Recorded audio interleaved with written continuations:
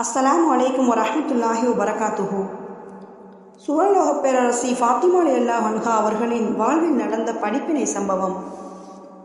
கண்மணி நபி ஸல்லல்லாஹு அலைஹி வஸல்லம் அவர்கள் தங்கள் இறுதி ஹஜ்ஜை செய்ய மக்காவுக்கு புறப்பட தயாரானார்கள். இச்செய்தி பல ஊர்களுக்கு தெரிய வந்தது. லட்சக்கணக்கில் மக்கள் ஹஜ் செய்ய முன்வந்தார்கள். ஃபாத்திமா அலி அவர்களையும் தங்கள் பயணத்தில் அழைத்துச் சென்றார்கள்.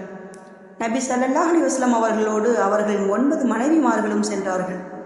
அப்போது ஃபாத்திமா அலி அவர்களின் அருமை கணவர் அலி அலி அவர்கள் நபி ஸல்லல்லாஹு அலைஹி வஸல்லம் அவர்களின் உத்தரவுப்படி யமன் நாட்டிற்கு அல்லாஹ்வின் பாதையில் சென்றார்கள்.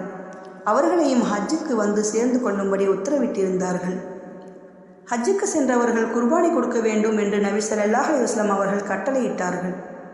ஃபாத்திமா அலி அவர்களுக்கும் நபி ஸல்லல்லாஹு அலைஹி வஸல்லம் அவர்களின் மனைவிமார்களுக்கும் குர்பானி கொடுக்க பிராணிகள் இல்லை.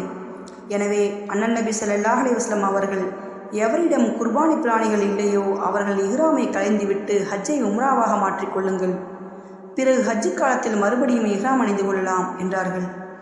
இதை கேட்டவுடன் ஃபாத்திமா அலி அவர்களும் நபி ஸல்லல்லாஹு அலைஹி வஸல்லம் அவர்களின் மனைவியரும் இஹ்ராமுடையை களைந்துவிட்டு கலர் துணிகளை அணிந்து கொண்டார்கள்.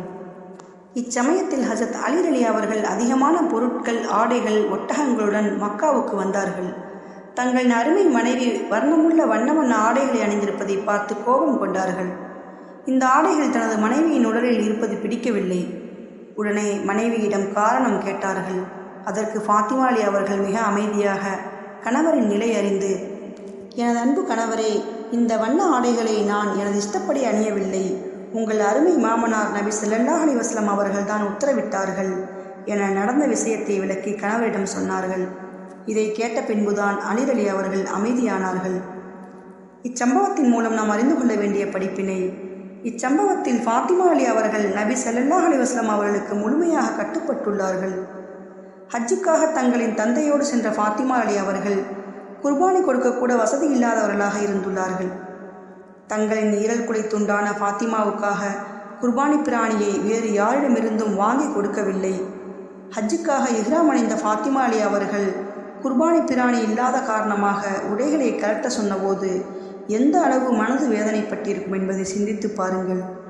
தங்களின் பாப்பா சொல்லவில்லை, அல்லாஹ்வின் தூதர் அல்லவா சொல்லியுள்ளார்கள் என்று பொறுமையுடன் உடைகளை களைந்து வண்ண ஆடைகளை அணிந்திருந்தார்கள்.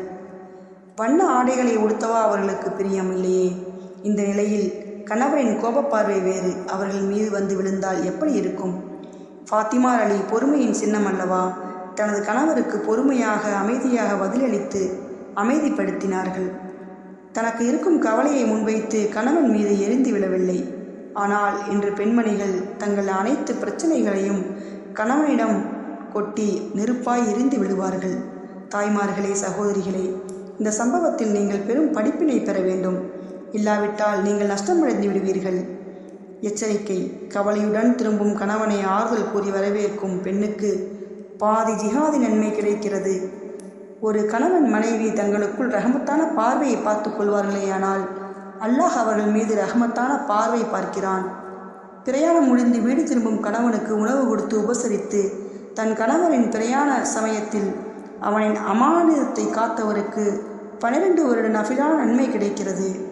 கணவனின் திருப்தியுடன் ஒரு பெண் மரணமானால் அவளுக்கு சொர்க்கம் வாஜிபாகிவிடுகிறது.